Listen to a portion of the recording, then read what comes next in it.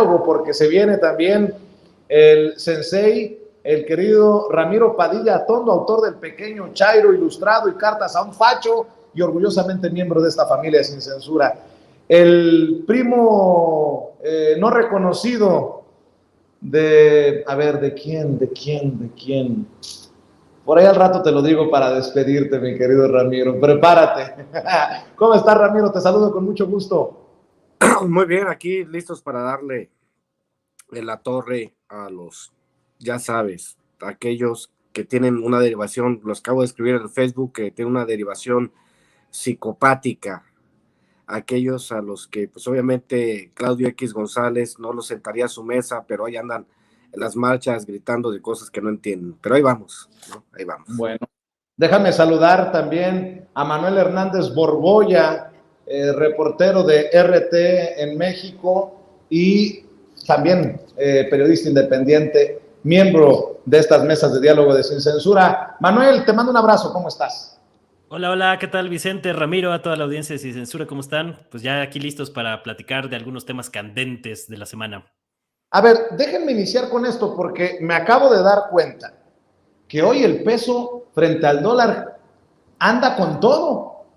Casi baja de los 18 pesos por unidad, el peso más fortalecido que nunca, y sigue dejando como payasos a todos esos analistas financieros, políticos, a todos esos periodistas que dijeron, si llega López Obrador, cuidado porque nos vamos a 35 pesos, 25 pesos por dólar. ¿Alguna reacción ante este superpeso, mi querido Ramiro Padilla Atondo? Pues hay que recordar aquellas mesas que se hacían antes de que llegara López Obrador al poder, donde decían que el peso iba a subir a 30 pesos, que la gasolina iba a subir a 30 pesos, que la inversión se iba a disparar, que la inversión extranjera se iba a contraer, que pues iba a pasar lo que, o sea, anunciaban toda clase de catástrofes. De hecho, yo tengo uno de los ensayos en Cartas a un Facho, le llamo los teóricos del desastre, donde anuncian las 7 plagas de Egipto, pero las 7 plagas de Egipto nunca llegan, o es como el cuento de Pedro y el lobo, que ya viene el lobo y nunca llegó el chingado lobo, ¿no? Para la derecha. Entonces, obviamente, le quiero mandar un saludo muy caluroso a Enrique de la Madrid, cuyo papá, pues, devaluó el peso en más de 1000%, que sale a decir la soberana pendejada de que tener un peso fuerte es malo para el país. Yo le preguntaría a él que si nosotros fuéramos a Estados Unidos y le dijéramos nosotros a los gabachos, ¿saben qué? Tener un dólar fuerte es muy malo para su economía. Solamente los gabachos se nos iban a rayar la madre, ¿no? O sea, a final de cuentas esto es pues histórico, nunca se había visto que en vez de devaluarse se revaluara el peso, por mínima que fuese el desliz del peso frente al dólar, pues digamos, creo que con Fox fueron 2 pesos, con mi querido Calderón fueron 4 y con Peña Nieto también fueron como 6 pesos los que se devaluó el peso, ¿no? Pasó de 14 a 20 a 22. Entonces, encontrar esta noticia de que el dólar está por romper la barrera de los 18 pesos, pues son buenas noticias, sobre todo porque si tú consideras que si calculamos o tasamos los salarios mínimos en dólares, pues te ves que el peso se está revaluando y a la gente, sobre todo porque hay que recordarle también a mucha gente que si somos el segundo socio comercial de Estados Unidos, pues la mayoría de nuestros productos vienen de allá. Entonces, que el dólar esté barato, pues se lo vamos a explicar de los economistas, siendo nosotros el primer socio y somos el segundo destino de exportación de los productos norteamericanos, nos conviene sobremanera. No sé de qué otra manera lo puede decir, pero ahí está, las pruebas son amores y lo que está sucediendo pues es maravilloso. Hay que recordarle también que el 40% de los megaproyectos de infraestructura en Latinoamérica están en México, casi la mitad de todos los proyectos. Entonces, si eso no es manejar la hacienda pública de manera responsable, no sé qué será, mi querido Vicente.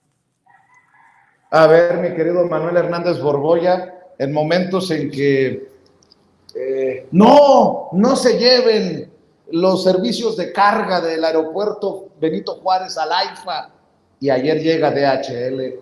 No, Andrés Manuel está apostando al petróleo y va contra esta realidad mundial y Pemex reporta ganancias. No puede ser posible. Tesla se va de... Y Elon Musk dice, sí, vamos a invertir un chingo de miles de millones de dólares en México. A ver, dame tu opinión acerca del peso frente al dólar que hoy anda entre 18.9, 18.25 y en un descuido en estas fluctuaciones podría bajar hasta de los 18 pesos por unidad, 18 pesos por dólar. Manuel, obviamente la oposición le va a regatear, nunca le va a dar crédito al presidente Andrés Manuel López Obrador. ¿Cómo lo ves tú? Sí, pues lo del peso es completamente inédito, ¿no? Nunca habíamos visto una bajada de esa magnitud y más pues para un pueblo que lamentablemente, como el mexicano que está acostumbrado a las devaluaciones, ¿no? Aunque personajes como de la Madrid, como bien dijo el buen Ramiro Padilla, pues dijo la soberana pendejada de que nos conviene más que haya devaluaciones, ¿no? Como si extrañamos los mexicanos otro error de diciembre para que se dispare el peso, seguramente. Yo creo que en lo del dólar hay mucho tiene que ver los factores internacionales. Por ejemplo, el hecho de que el conflicto en Ucrania haya significado también lo que algunos analistas llaman el fin de la hegemonía del dólar como divisa dominante, desde luego que le ha pegado al dólar a nivel internacional. Pero del lado mexicano, pues el hecho de que ha habido un manejo responsable de la economía, de la hacienda pública, como ya también lo mencionabas tú, Vicente, pues de alguna manera ha ayudado a aprovechar esta oleada que viene desde fuera, ¿no? Entonces, y ese es el problema también que tiene la derecha de hacer análisis chafas, ¿no?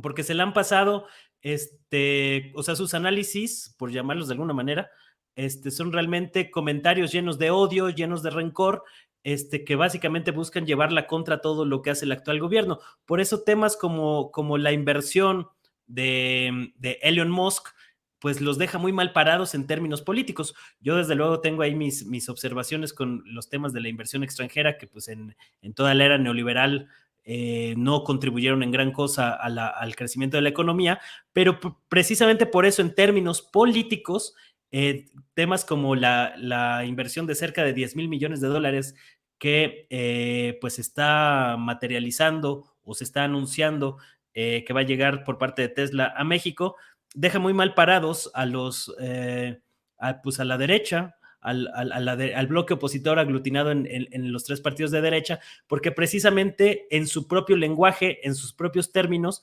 pues se les da elementos para que no puedan rebatir esa situación, ¿no? Entonces creo que las implicaciones políticas de este tipo de proyectos, como lo del aeropuerto, que poco a poco ahí va, con todo y que ha habido un boicot por parte de las empresas que hicieron berrinche con la cancelación de Texcoco, el manejo de la economía yo creo que ha sido notable y ejemplar en muchos aspectos, porque nunca se había repartido tanto dinero en México, sobre todo en los sectores populares, sin que esto repercutiera en devaluaciones, en otro tipo de medidas que han sido muy perjudiciales. Ahorita de lo que se están tratando de agarrar es del tema de la inflación, que también tiene una connotación internacional por la manera en que se han disparado los precios de la energía, pero temas como el rescate de Pemex, o sea, la manera en que Pemex está reportando hoy ganancias cuando Emilio Lozoya y Enrique Peña Nieto lo dejaron pues prácticamente quebrado, es una cosa verdaderamente notable que no está teniendo la repercusión que debería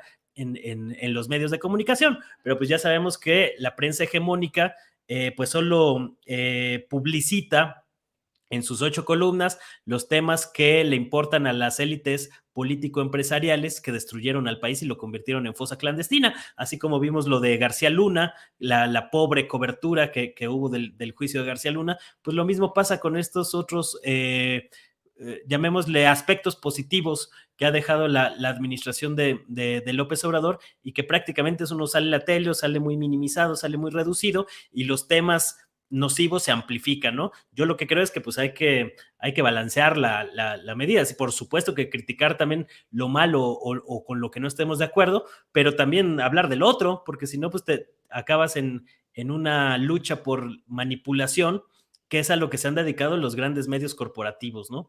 Entonces, pues todo esto pues los va asentando un poco en su realidad. Y ya pues las especulaciones, o sea, con el caso de Elon Musk fue también muy claro, ¿no? Que ya estaban diciendo que la necedad del presidente había ahuyentado la inversión millonaria de Tesla, y en unas horas estos mismos medios, caso por ejemplo de Darío Celis y El Financiero, se contradecían a sí mismos en cuestión de horas. O sea, es que ya es ridículo. Lo que sí me parece llamativo pues es que no haya consecuencias para todos estos mercenarios de la información que pueden mentir y volver a mentir varias veces al día sin que haya una consecuencia, ¿no? Varios de los que fueron ahí exhibidos en el juicio de García Luna pues deberían ser completamente vetados de los medios de comunicación si hubiera un mínimo código de ética que se aplique, ¿no? Pero pues ese no va a ser el caso y siguen muy en su cruzada de llevar la contra y tratar de construir narrativas que justifiquen o que traten de alentar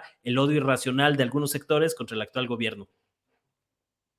Así es, y fíjate que voy a poner este tema sobre la mesa para conversarlo, Ramiro, Manuel, porque de hecho ayer lo empezábamos a analizar, a debatir en la mesa de diálogo de Sin Censura Nocturno, Ramiro, el tema del Poder Judicial. Yo sigo preguntando si con este Poder Judicial que encabeza la ministra Norma Piña, quien llega después de Arturo Saldívar Lelo de la Rea a la presidencia de la Suprema Corte de Justicia de la Nación, los mexicanos podemos aspirar a la justicia. Por ejemplo, con resoluciones como la de descongelarle las cuentas a la esposa de Genaro García Luna el mismo día que un jurado lo está declarando culpable en Estados Unidos. O este amparo que le conceden, las órdenes de aprehensión que le retiran a Francisco García Cabeza de Vaca, el exgobernador panista de Tamaulipas. O la liberación de Rosario Robles. Yo pregunto, es más, déjenme rescatar lo que dijo el presidente Andrés Manuel López Obrador. Antes, cuando estaba el ministro Arturo Saldívar, había un poco más de vigilancia sobre los jueces, pero ahora la cosa se chingó, y no lo dice el presidente, lo digo yo, porque esta es la realidad que le estoy leyendo a usted, le estoy contando a usted, aunque como también siempre le digo, no nos crean a nosotros a ojos cerrados. Esto fue lo que dijo el presidente. Bueno, vámonos. La primera. Adelante. Buen día, presidente. Carlos Domínguez, de Nación 14. Preguntarle sobre el tema del exgobernador de Tamaulipas, Francisco Javier García Cabeza de Vaca. El día de ayer se dio a conocer que un juez le concedió un amparo que deja sin efecto la orden de aprehensión que tenía en su contra. Preguntarle su opinión al respecto. Bueno, es parte de la decadencia del Poder Judicial. No se ha podido reformar ese poder que viene del antiguo régimen y está infectado, plagado de corrupción. Es un poder judicial que se fue construyendo para proteger a corruptos y a las élites del poder económico y del poder político en nuestro país. Entonces, por eso, esos amparos constantes. Hay protección, lamentablemente, para delincuentes comunes. Con eso, hay protección para delincuentes. Qué frase tan cabrona del presidente Andrés Manuel López Obrador sobre un poder que debería de garantizar, autónomo obviamente el Poder Judicial, que debería de garantizar a los mexicanos por lo menos la aspiración a que se haga justicia. Mi querido Ramiro, pues sigue la mata dando. Ahora el caso García Cabeza de Vaca se suma a la lista y a las resoluciones de personajes como el juez Gómez Fierro, que nos ha querido meter el fierro precisamente con sus decisiones, mi querido Ramiro. Como dice aquí nuestra moderadora María López, es el cartel de la toga, ¿no? Es que, qué descripción más exacta, el cartel de la toga. Me imagino, ¿no? A los ministros de la Suprema Corte con el teléfono así, Vicente, diciendo, ¿cómo estás? Sí, no te preocupes, Collado, sí, Collado, no te preocupes, ya viene Norma Piña, no, ya te sacamos.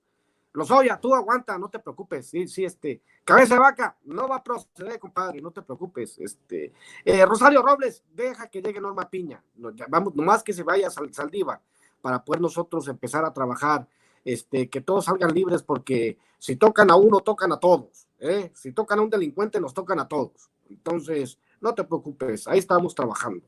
Esa es la idea que tienen de justicia, obviamente, como bien lo dice el presidente, el cartel de la toga. Hay que entender, obviamente, que, como bien dices, hay que recordar, ayer lo decíamos, Vicente, Zedillo rebajó de 27 ministros de la Suprema Corte a 11.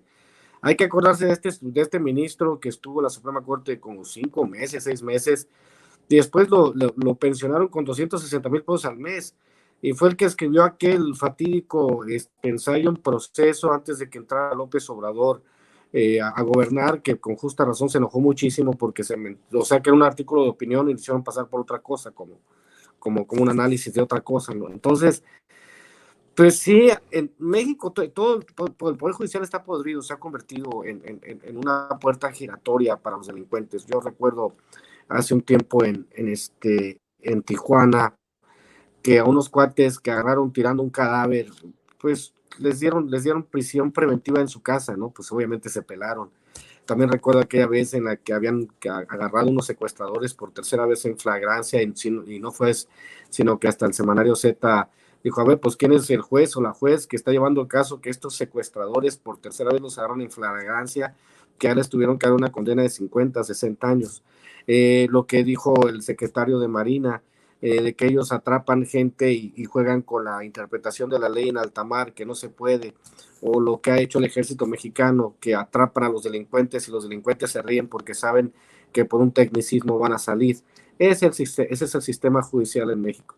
Desgraciadamente, pues esto le podemos llamar, no sé si lawfare, pero sí tiene algunos componentes de guerra híbrida, el que el Poder Judicial esté totalmente vendido a los intereses de la derecha, y que nosotros los mexicanos sepamos de antemano que no tenemos posibilidades de competir en cuestión de leyes si no tenemos el dinero que tienen los grandes intereses.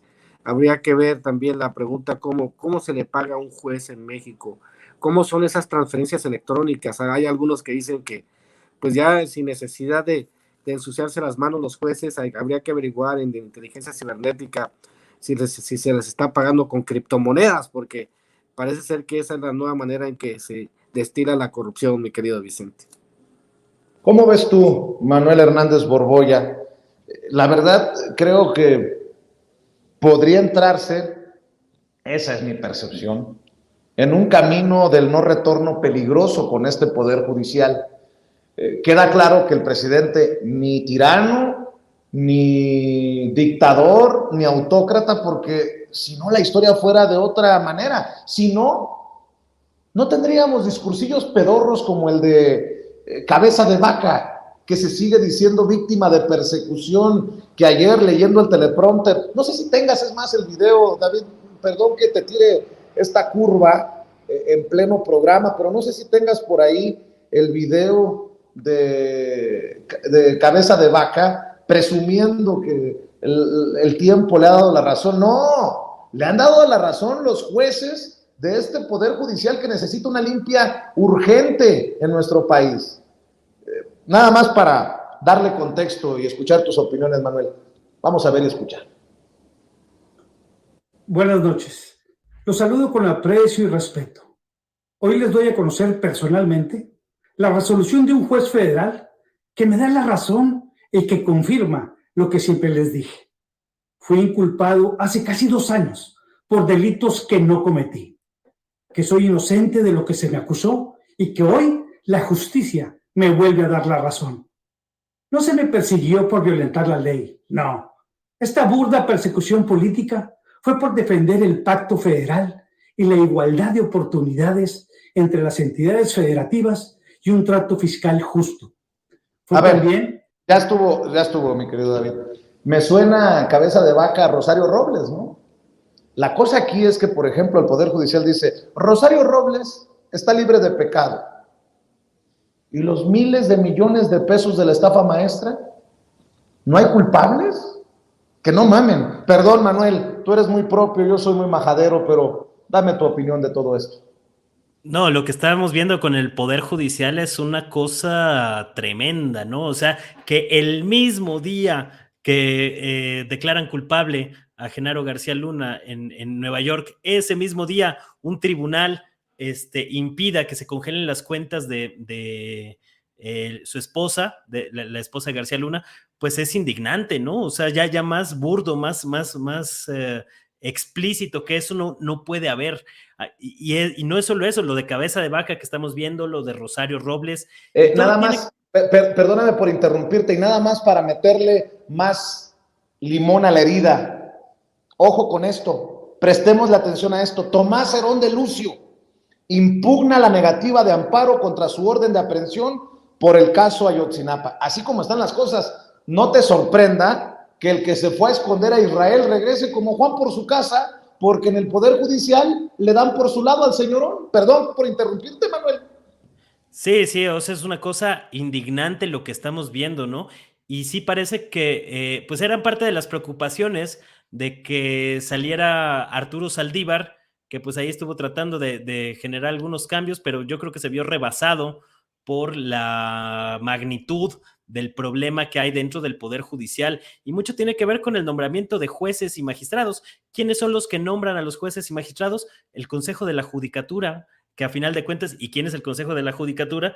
Pues los jueces que han sido puestos e instalados por las mafias políticas que se adueñaron de este país. Es decir, el Poder Judicial es todavía hoy un bastión del conservadurismo en México, de los que apoyaron y sostuvieron el régimen de corrupción que se instaló en México durante la era neoliberal. Entonces hay que cambiar esa situación, porque de mantenerlo así, digo, en 2018 se tomó la presidencia, se tomó el poder del Ejecutivo y se tomó también el Congreso, pero el Poder Judicial sigue siendo un lastre en este proceso reformista, precisamente porque están impidiendo y frenando muchos de los procesos judiciales que en muchas ocasiones tienen la última palabra a la hora de dirimir algunos conflictos sociales, incluido el castigo a la corrupción, que sigue siendo un tema pendiente en este país, y todo lo que tiene que ver con el acceso a la justicia. Y mientras eso no cambie, pues va a ser muy difícil hablar de un proyecto transformador.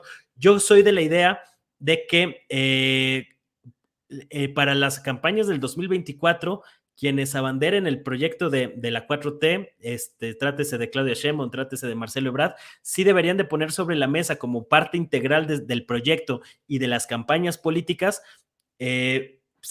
plantear la necesidad de una reforma a profundidad del Poder Judicial, porque no veo muchas otras maneras de cambiarlo, ¿no? En su momento Zedillo dio un manotazo al Poder Judicial que no hizo tanto ruido como hubiera hecho ahora, precisamente porque tenían los controles de las gubernaturas, de los medios de comunicación, de todo el aparato, ¿no?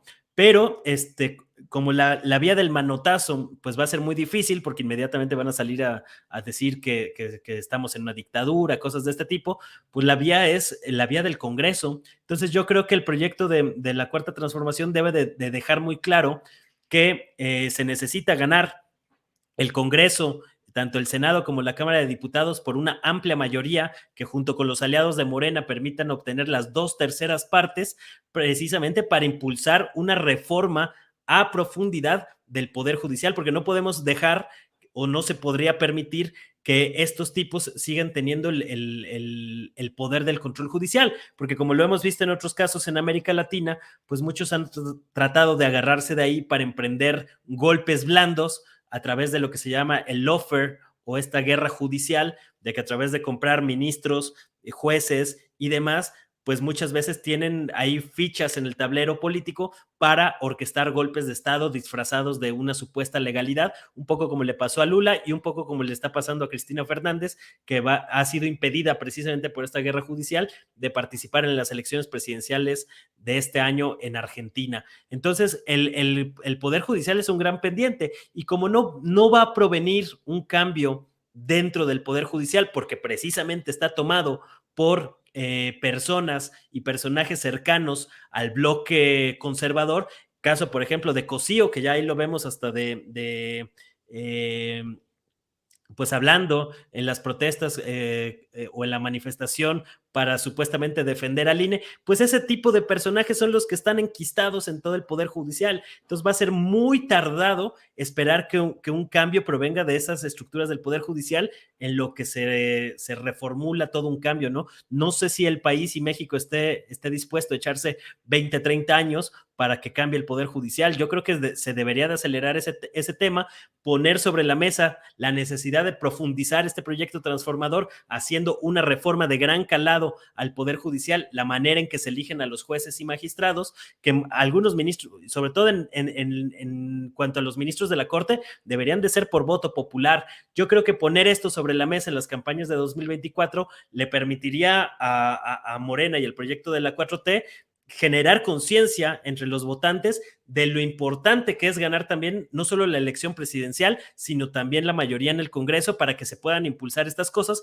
porque hemos visto que precisamente cuando se perdió la mayoría en la Cámara de Diputados se tuvieron que frenar algunos temas como la reforma electoral, por ejemplo, y que ya no se puede seguir frenando este proceso. Entonces, ahora que ya está tomada la presidencia, yo creo que el siguiente paso digamos, estratégico dentro de la 4T, tendría que ser muy concretamente ganar la mayoría en el Congreso para poder impulsar reformas como la del Poder Judicial y una reforma política también en el Instituto Nacional Electoral, que hoy está convertido en un partido político de oposición. Y ya que estamos hablando de estas cosas, permítanme plantear para la mesa esta caricatura, este cartón del maestro Rafael Barajas, el Fisgón, quien precisamente advierte una operación mediática grosera. Así lo publica en un tuit Rafael Barajas, el Fisgón. Dice: estamos ante una operación mediática grosera. Mientras que los jueces liberan narcos a Cabeza de Vaca, a Collado, a Rosario y las cuentas de Cárdenas Palomino y García Luna, los medios solo hablan de una tesis plagiada. El cuarto poder está al servicio del lawfare de la Corte. ¿Lo tienes, David? Ahí está. Miren, allá un escándalo, una tesis plagiada, y por atrás Norma Piña, la presidenta de la Suprema Corte de Justicia de la Nación, con todo esto que le digo. Está muy cabrón, porque en este debate del plan B de reforma electoral se va a discutir precisamente en la Suprema Corte de Justicia de la Nación, en momentos en que los Felipe Calderón, los Claudio X González, los Vicente Fox, los Marco Cortés, los Vandalitos Moreno y demás lacras promueven una defensa al INE. Y estoy viendo lo que me acaba de enviar nuestro jefe de información, Mario Toledo, que la Corte, la Suprema Corte de Justicia de la Nación, admite ya la controversia del INE contra el Plan B. El ministro Pérez Dayán dio un plazo de 30 días hábiles para que la Cámara de Diputados y el Senado, así como la Presidencia y la Secretaría de Gobernación, presenten su contestación. El ministro Alberto Pérez Dayán de la Suprema Corte de Justicia de la Nación admitió a trámite la controversia constitucional presentada por el Instituto Nacional Electoral, el INE, en contra de la primera parte del Plan B electoral impulsada por el presidente Andrés Manuel López Obrador y Morena, en momentos en que Ciro Murayama, por ejemplo, se expresa de esta manera, para que vean el nivel que están jugando los consejeros del INE, que por cierto ya se van, pero que siguen moviendo su colita. Para decir que en los últimos 9 años yo no he tomado ningún acuerdo con ninguna cúpula partidista en ningún sentido, tampoco para acordar modificaciones a su vida interna. Y aprovecho para decir, con frecuencia se señala, se ataca que esta autoridad desde el gobierno, se llega a decir, está militando en la oposición. Creo que es un ataque injustificado, indebido, abusivo, frente a una autoridad autónoma, imparcial, independiente y objetiva. Pero también, déjenme decirlo de la manera más respetuosa, en todos estos diálogos oí expresiones de distintos actores políticos diferentes al gobierno en que decían es que su determinación va a gravitar en nuestra estrategia política. Y se los digo con respeto, con claridad y con energía. Nosotros no somos parte de la estrategia política de la oposición, ni estamos al servicio del gobierno. Pero tan equivocado que el gobierno nos diga opositores como que la oposición se persuada de que en efecto nuestras determinaciones pueden ayudarles en sus estrategias. El día que hagamos cualquiera de las dos cosas, ponernos al servicio del gobierno o apoyar alguna estrategia política opositora, estaremos traicionando nuestra misión constitucional.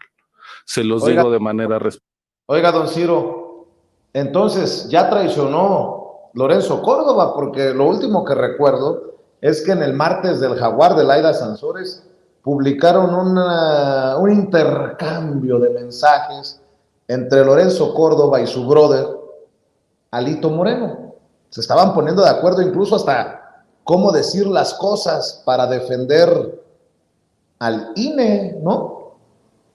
Ah, es que yo soy muy exagerado. Yo soy palero del gobierno, soy un amarillista. Bueno, dice Ciro Murayama, nosotros ni con la oposición ni con el gobierno. La pregunta es, ¿quién le cree a Ciro Murayama? Ramiro Padilla Tondo, escucho tus opiniones. A ver, mira, esta es lo que se está intentando implantar en México es la dictadura de la minoría, porque en realidad los que tienen vena dictatorial son ellos. Cuando ya no hay, cuando no tiene una respuesta para poder controlar las elecciones, obviamente, pues tienden a tratar de obstaculizar todo lo que haga el gobierno. Esa es una parte de esta guerra híbrida, el control, la dictadura del 1%, le podríamos decir. Obviamente, si nosotros vemos en las noticias todos los días al Instituto Nacional Electoral, es porque son un actor político. En ningún lugar del mundo hay un instituto electoral que sea tan mediático y que salgan todas las noticias y que salgan todas las opiniones y que esté multando a todo el mundo. No hay un tribunal federal electoral que esté chingue y chingue. No hay consejeros electorales. No sé, en otros países no existe eso. No existe. Yo lo he dicho aquí mismo. Es el órgano electoral más caro, no del mundo, de la galaxia, de la Vía Láctea. No creo que haya otro sistema, otro organismo electoral en el mundo que tenga las atribuciones que le dieron estos cabrones, la oposición, las atribuciones que le dieron estos cabrones. Entonces, decir que no son actores políticos en este momento, pues es poco menos que ocioso. Pero también hay que entender, pues, esto es importante, por eso dicen aquí en el chat, voto masivo por Morena. Sí, voto masivo por Morena, pero ¿qué hacemos para renovar? Lo que decíamos, si queremos democracia, tenemos que acabar con este sistema que permite que de 500 diputados, 200 sean plurinominales, y que esos 200 plurinominales a los que nadie votó, sean los cabrones que tomen las decisiones importantes. Si hiciéramos un análisis de lo que han hecho los plurinominales a través de la historia, a partir de los 90, y lo que han bloqueado y lo que le han costado al país, nos llevaríamos una sorpresa, una gigantesca sorpresa. Lo mismo en el Senado. ¿Por qué no podemos tener las 2/3 partes? Porque nos atascaron de plurinominales, nos atascaron de personajes oscuros como Santiago Krill, como la Mariana Gómez del Campo, como la Kenia López Rabadán, como la Xóchitl Gálvez y tantos como la Josefina Vázquez Mota. Nadie votó por ellos. Y son los que, sin que nadie haya votado por ellos, siguen chingando, siguen haciendo trizas al país, siguen defendiendo los intereses de corporaciones privadas. Lo mismo en el poder judicial. Ahora, obviamente, con las reglas que ellos crearon, pues obviamente los consejeros tocan a Morena y ¿qué quieren hacer? Quieren ensuciar el asunto. ¿Y qué les dice Adán Augusto? Pues vamos a la insaculación. No, ellos quieren asegurarse, el Ciro y el otro tarado Lorenzo quieren asegurarse de que quede. Fox le cubrió las espaldas a CEO, Calderón le cubrió las espaldas a Fox, así fue, Peña Nieto le cubrió las espaldas a Calderón. Entonces, de lo que se alimentan estas, digamos, dictaduras de la minoría, de lo que se alimentan es de la certeza de que van a tener las espaldas cubiertas y que el sistema se va a seguir alimentando del presupuesto. Y eso es al final de cuentas lo que sucede. Cuando vemos las liquidaciones de escándalo que van a tener Ciro Murayama y Lorenzo, y que vemos que probablemente se vayan con un retiro dorado y sigan ganando una lana por los fideicomisos que se construyeron, pues como decía César, hasta los hijos de Cedillo, ¿no? Agarran millones de dólares de los fideicomisos que se les crearon y por eso pues no quieren soltar nada, pero sí es como que ya estuvo, ¿no? Dijo el presidente, mi fuerte no es la venganza, pero pues, ¿saben qué? ¿Por qué no ¿por qué no nos dejan reconstruir el país? O sea, el dinero que ya tienen no se lo van a acabar. Tiene dinero para 10 generaciones. Igual el Claudio X González y su ganado político, ¿no? Que lleva a las marchas. Ustedes, señores fachos, en su 99%, ustedes son ganado político de esta bola de pendejos y rapaces. Son puro ganado político. Los que vamos a las marchas defendiendo lo que queremos en el país, lo hacemos por convicción. Ustedes lo hacen porque los tratan como ganado político, porque ninguno de estos cabrones los va a sentar a su mesa jamás y los va a tratar de iguales, mi querido Vicente. Mi querido Manuel Hernández Borboya, será precisamente el Poder Judicial el que defina el futuro del plan B de reforma electoral del presidente Andrés Manuel López Obrador. Después de escuchar la sarta de tonterías de Ciro Murayama, después del análisis, la desmenuzada que vamos haciendo de las últimas decisiones en el Poder Judicial, pues dame tu opinión de esto que hemos puesto sobre la mesa. Pues yo creo que López Obrador ya tiene ganada la partida, pase lo que pase, ¿no? O sea, si realmente la Corte echa para atrás este asunto, pues va a quedar muy claro de qué pie cojea la Suprema Corte y va a tener elementos López Obrador precisamente para impulsar lo que yo estoy comentando, que encender las calles y decir que es necesario una reforma judicial a fondo, porque si no, no va a transformar el país, ¿no? Aunque la oposición puede verlo como una victoria, pues les puede salir como una victoria pírrica en caso de que llegara a pasar esto, ¿no? En el caso de que la Suprema Corte deseche la impugnación del INE y acabe pasando el plan B, pues se va a aplicar la política de austeridad en el INE, para impedir que personajes como Lorenzo Córdoba se lleven sus 11.5 millonzotes de pesos de finiquito al finalizar su periodo, y de alguna manera también se avanzaría en ese aspecto, ¿no? Entonces yo creo que la oposición, precisamente por tener malos diagnósticos, malos estrategas, malos analistas, pues están cayendo en errores muy contundentes, porque además en todo este proceso se está exhibiendo al Instituto Nacional Electoral como lo que siempre ha sido, ¿no? Un bastión y un partido político de oposición. Dice Ciro Murayama que si hubieran favorecido a algún partido o alguna facción, pues estarían traicionando su labor. Pues eso es precisamente lo que hicieron.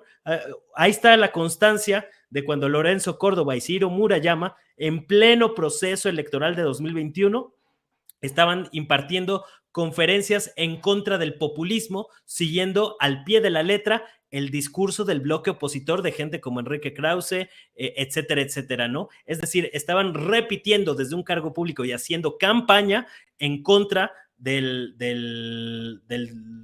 o a favor más bien del discurso del bloque opositor. Entonces, pues ahí está ya la constancia, ¿no? ¿Qué más se necesita? Ahí están los acercamientos que tuvieron estos personajes cuando ocurrió lo del Pacto por México, que el Pacto por México pues es la creación del INE, y la gente que dice que no se toca el INE, pues solo falta eso, ¿no? Que nos tengamos que chutar de por vida las atrocidades hechas por el PRI, PAN, PRD, que hoy son el brazo partidista del bloque opositor. Entonces, por todos lados, yo veo que pues el escenario está bastante favorable para para López Obrador, que aparte es un gran estratega y va a encontrar la forma de canalizar esto a su favor, y veo que tiene más elementos para hacerlo que la oposición. O sea, porque en esta defensa tan airada del INE, esta defensa irracional de los privilegios de la burocracia dorada del Instituto Nacional Electoral, pues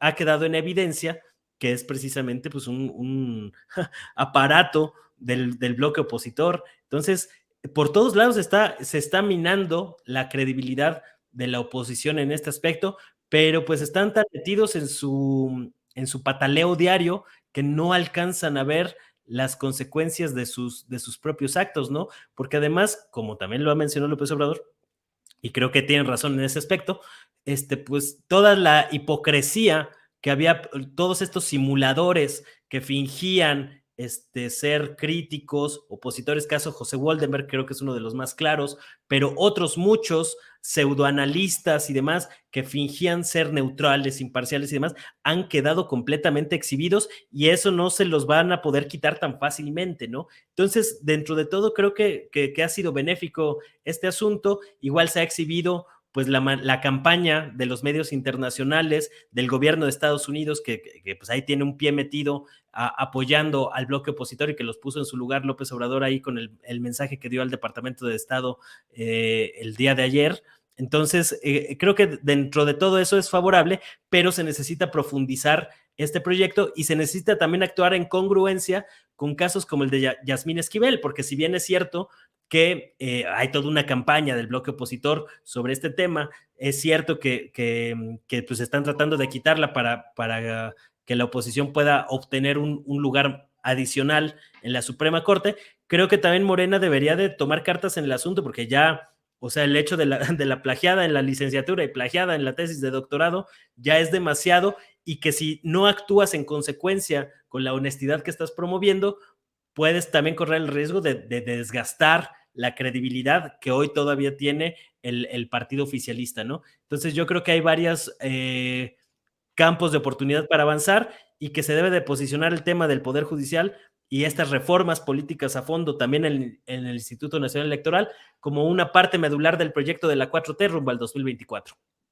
Bueno, si me permiten, abusando de su generosidad, un último tema para cerrar. Ayer exhibíamos a Lili Téllez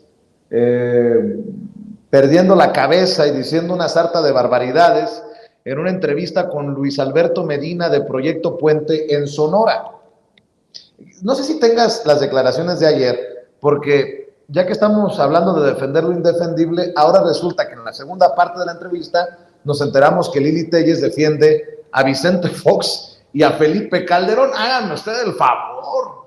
En momentos en que Vicente Fox y Felipe Calderón no pueden hablar ni en defensa propia por lo que se dio a conocer en el juicio contra Genaro García Luna, porque o son pendejos o son cómplices, Lili Téllez anda defendiéndolos. Pero antes, lo de ayer, mi querido David, cuando dijo que había puesto en alto el nombre de México y que ella era una diferente senadora, por eso no iba ni siquiera a Sonora. Hágame usted el pinche favor. Anda desquiciada esta señora. Ya se subió al ladrillito, le endulzaron el oído con que es precandidata a la presidencia de la República, o de plano está muy loca. ¿Te sientes tranquila de haberle respondido a los sonorenses como senadora? Por supuesto. ¿En qué le respondió? He puesto el Sonora en alto. He puesto el Sonora en alto. ¿Y de tu trabajo como senadora? Pues es el que he hecho. Lo he hecho también, que me pusieron en las encuestas, que me pusieron como precandidata a la presidencia. Pues ha sido más un trabajo, una exposición nacional, ¿no? Porque, por ejemplo, Lili Téllez, pues ¿desde cuándo no venías al Estado? Es lo que también se te critica. Lili ha sido una senadora ausente. ¿Qué contestas a eso? ¿Cómo una senadora ausente? Que no vienes, que no vienes al Estado. ¿Hace cuánto no venías al Estado? ¿Tiene uno que venir para hacer un trabajo? No, como siempre los senadores vienen cada mes, cada 2 meses. Sí, pero yo no soy igual, yo soy diferente. He puesto a Sonora hasta arriba, al grado que soy precandidata presidencial. Imagínate, qué más orgullo para los sonorenses que eso. Ahora que llegué, ha sido una alegría. A ver. ¿Ustedes creen que haya muchos tabasqueños que se sientan orgullosos porque Roberto Madrazo fue quien fue? ¿O la Bastida Ochoa por allá en Sinaloa? O no sé. Cuando pensé que ya no había espacio para decir más tonterías, Lili Téllez, con mucho respeto, la senadora, abrió la boca y defendió a los gobiernos de Vicente Fox y de Felipe Calderón.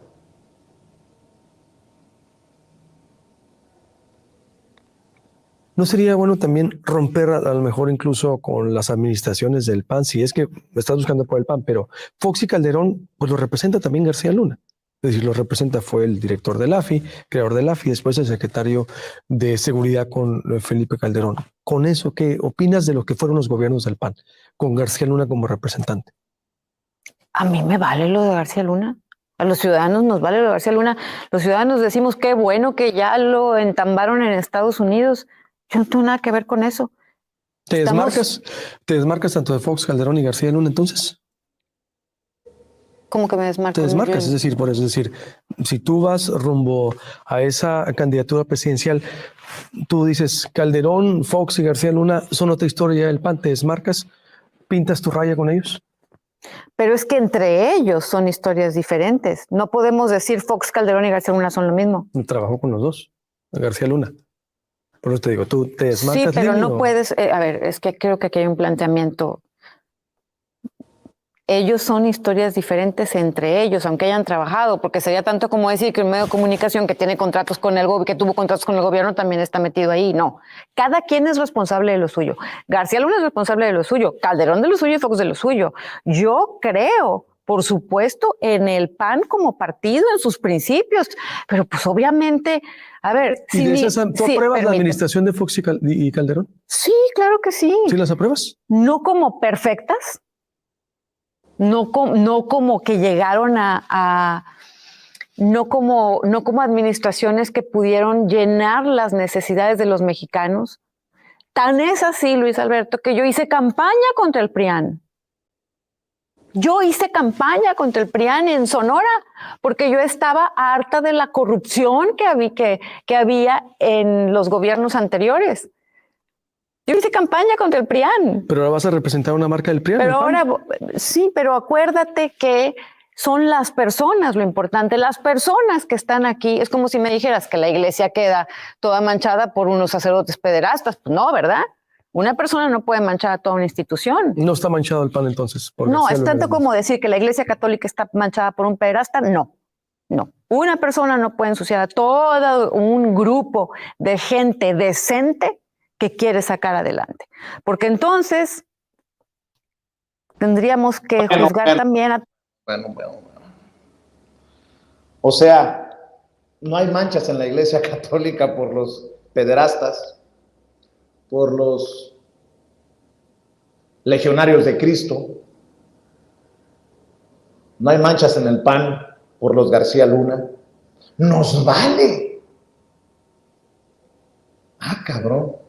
Me vale García Luna. A la gente le vale lo de García Luna, dice Lili Téllez. Pues yo lo voy a decir abiertamente. Voy a escuchar la opinión para cerrar de Ramiro y de Manuel. Pero hágame un favor, hágase un favor. Usted que se dice sonorense orgulloso, sobre todo le hablo a mis paisanos sonorenses. Por favor, no vayan a votar por Lili Téllez. Con estas declaraciones no. Por favor. Y digan que lo dije yo con nombre y apellido. Me responsabilizo de mis declaraciones, de mis editoriales, de mis opiniones, de mis comentarios, como espero que se refiere la propia Lili Téllez. Ahora resulta que Vicente Fox y Felipe Calderón son unas blancas palomitas. O sea que García Luna pactó con el narco, lo declararon culpable los miembros de un jurado en Estados Unidos, por su cuenta, sin la ayuda de otras personas. No hubo red de complicidades, no hubo red de corrupción. que se los crea la más vieja de su casa, o el más viejo de su casa, para que no vayan a pensar que es un comentario de otra índole. Mi querido Ramiro Padilla Tondo, te escucho primero a ti. Quiero decirle, Lili, acuérdate que allá cuando tú estabas estudiando la primaria y la secundaria en Ensenada, en el Colegio de México, acuérdate, yo sé porque mi papá fue profesor en esa escuela, en ese colegio donde estuvo Lili Telles muchos años también, no sé si coincidieron o no, mi papá y Lili Telles. Acuérdate que las monjitas del Colegio de México lo primero que te dijeron es que no mintieras, hay un problema. Creo yo que es un problema de psicopatía, Vicente. Ya es un problema de psicopatía a la inversa, o sea, cree que todo el mundo la quiere, no hay en ella ya hay rasgos como de locura, no sé si estaría en sus cabales. Cuando hizo la entrevista se miraba muy incoherente, y luego también cuando cambia el acento, ¿no? Para sonar muy sonorense, para sonar muy norteña, y viene para acá y suena chilanga, pero llega a Sonora y de inmediato en automático, por su histrionismo, ¿no? Por venir de los medios de comunicación, por la necesidad de atención, se destapa esta vena histriónica, y luego pues cuando se le plantean las cosas que son como una ruta crítica del pensamiento, los que han estudiado ingeniería pues lo saben, haces una ruta crítica, A te tiende a B, te lleva a B, B te lleva a C, C te lleva a D, D te lleva a E.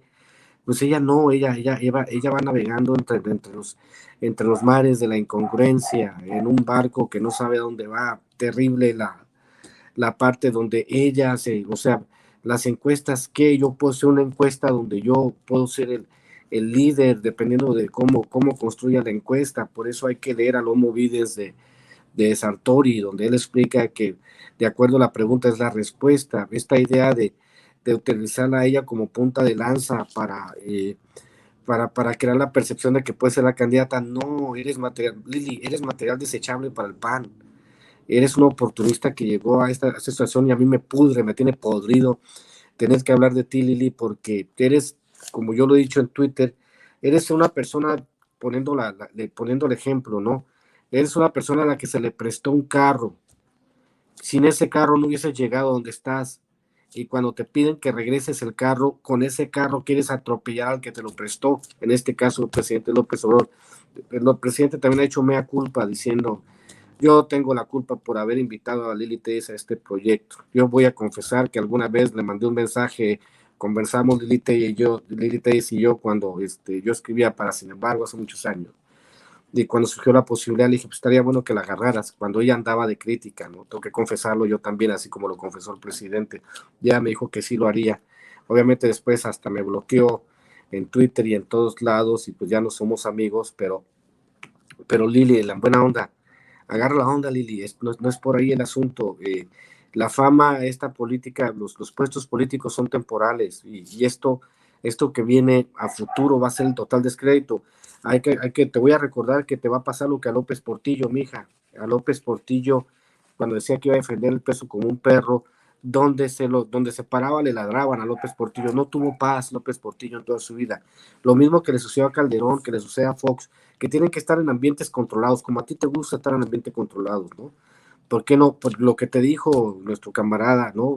Allá en Sonora, que por qué no vas a Sonora, y tú dices que no, o sea, ¿sabes una cosa, Vicente? ¿Sabes una cosa, Manuel? Debería haber una ley, y yo se los propongo aquí a todos aquí anda el Hamlet, aquí andan Antares, aquí andan los que son tan parte de nuestro equipo sin censura. Les propondría algo, que como en Estados Unidos se hace, ¿cómo se llama? El town hall, ya sabes, Vicente, tú que viste tantos años allá, se hace un town hall donde tú tienes que ir a tu comunidad a explicar qué es lo que estás haciendo. En México también tendría que ser constitucional que todos esos payasos fuesen a sus circunscripciones a dar un informe detallado de sus actividades cada 3 meses, a ver cómo les va. Eso también que hacer en México. Les aseguro que no habría muchos diputados y senadores porque le tendrían temor a la respuesta del público, que les exigiría exactamente que cumplieran el mandato para el cual fueron electos, y no para defender los intereses, como dijo don Gabriel Said, que después se volvió un teólogo de la derecha en su libro de los libros al poder, decir que obviamente los políticos mexicanos no representan a la población, sino simplemente es un pretexto para representar los intereses de su partido, y es el ejemplo claro de una persona que llegó por Morena, traicionó todos los principios, y ahora sucede que dentro de su psicosis, dentro de esa delirium tremens, o no sé qué medicamento estará usando Lili Telles, dice que va a ser presidenta. Pero en fin, ya no quiero decir más porque sí es terrible lo de Lili Telles, mi querido Vicente. Manuel, tus comentarios, tus reflexiones para cerrar. Pues yo más que terrible diría que es simpático, ¿no? Ya el grado de locura que maneja la deschavetada Lili Telles, justo ahí queriendo imitar el acento norteño de una manera muy forzada. Precisamente le salió regio en lugar de sonorense, y te lo dice un sonorense, ¿eh? Macizo, la regó gacho. Se la bañó. Muchacha, hay que comer más machaca para que te salga precisamente el acento sonorense. Pero ya a ese grado está la psicopatía de Lili Telles, ¿no? O sea, si leemos, ahorita estaba leyendo la definición de psicosis según Medline Plus, la enciclopedia médica, y dice: la psicosis ocurre cuando una persona pierde contacto con la realidad. La persona puede tener falsas creencias acerca de lo que está sucediendo o de quién es decir, delirios. Ver o escuchar cosas que no existen, alucinaciones. Pues Lili Telles cumple al pie de la letra con la definición de alguien que padece psicosis, ¿no? O sea, pero es una psicosis de la cual no sale, es decir, no es esporádica u ocasional, sino que vive en una permanente psicosis. Entonces, pues ya tanto le han celebrado en el bloque opositor sus berrinches, sus aspavientos ahí, sus dotes histriónicos, en el Senado, que ya se creyó esto de que la gente va a votar por ella y este tipo de cosas, cuando sería lo mejor que le podría pasar a la 4T que el bloque opositor nombre a la psicópata Lili Telles a la candidatura presidencial, que obviamente pues, porque con este tipo de deslices de yo estaba en contra del PRIAN y por eso ahora soy abanderada del PRIAN, pues digo, es un para una campaña política, ese tipo de desvaríos a ese grado, ¿no? Entonces, pues lo mejor que le podría pasar a la 4T sería que impulsen a Lili Telles desde el bloque opositor. Yo creo que no va a pasar, porque yo digo, alguien debe de haber en el bloque opositor que digan, oigan, esto va a ser un riesgo, ¿no? Más que sacarle porque incluso si en el mejor de los mundos del bloque opositor que llegara a ganar Lili Telles, pues imagínate nada más, o sea, el riesgo para todos, ¿no? Entonces, pues, yo creo que mejor le deberían de ofrecer un papel en una telenovela, que es en donde podría explotar mejor todas estas cualidades y estas desventajas de la psicopatía, pues ahí los podría canalizar muy bien para algo más constructivo, ¿no? Un papel de villana en una telenovela sería para chuparse los dedos. Mi querido Manuel, ¿por qué no cerramos invitando a la gente a tus trincheras, a tus redes? Gracias por aguantar, por estar y por compartir con la audiencia de Sin Censura. Gracias, pues ahí estamos en el canal de YouTube, Manuel Hernández Borbolla, igual en Facebook, Manuel Hernández Borbolla Periodista, y en Twitter de tiempo completo, @ManuelH. Ahí estamos ahí dándole duro a varios temas noticiosos, tanto mexicanos como internacionales, que ameritan nuestra atención. Muchas gracias, Vicente, muchas gracias, Ramiro, y muchas gracias a la audiencia de Sin Censura. Gracias, Manuel Hernández Borbolla. Mi querido Ramiro, cerremos invitando a la gente para que te respalden tus esfuerzos.